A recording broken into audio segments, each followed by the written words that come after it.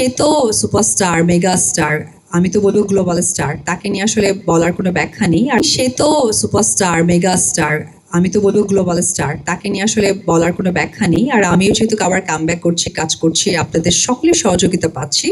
আর এই বিষয়টা আপনারা অনেক প্রশ্ন রেখেছেন, যদি কোনো হৃদয়বান হৃদয়বান প্রযোজকের কানে পড়ে তাহলে হয়তোবা আজকের অনুষ্ঠানের মধ্যে দিয়ে আমার বাংলাদেশের সকল প্রযোজকদেরকে বলে দিচ্ছি, demand Sakib Khan and Apu Biswas once again. So হৃদয়বান প্রযোজক যদি হাত বাড়িয়ে দেন, সাহায্য সহযোগিতা করেন, তাহলে হয়তো আপনাদের ইচ্ছা শক্তি পূরণ হয়ে যেতে পারে। হৃদয়বান প্রযোজক যদি হাত বাড়িয়ে দেন, সাহায্য সহযোগিতা করেন, তাহলে হয়তো আপনাদের ইচ্ছা শক্তি পূরণ হয়ে যেতে পারে। জায়গা থেকে আমি সাকিব আসলে 72টা সিনেমা করেছি আলহামদুলিল্লাহ। আর সেই জায়গা থেকে আমি সাকিব আসলে 72টা সিনেমা করেছি। খাবারের পছন্দ ভিন্ন হলেও মজার বেলায় সবাই এক।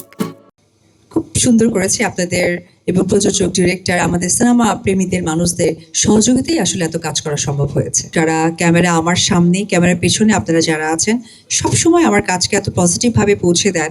যখন দেশের বাইরে যাই, তারা তো নিউজ দেখেই আমাকে চেনে, সেই নিউজগুলো কিন্তু আপনাদেরই করা থাকে।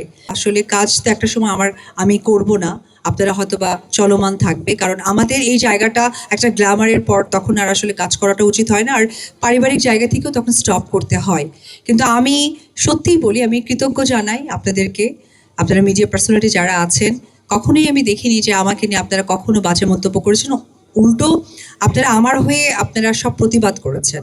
সো আমি সব কিছু মূলে আমার ভক্ত, দর্শক, আমার ফ্যান ফলোয়ার্স এবং আপনারা যারা উপস্থিত, আমি সকলের কাছেই আমার দীর্ঘ কেরিয়ারের হয়ে আমি কৃতজ্ঞতা জানাই। Thank you.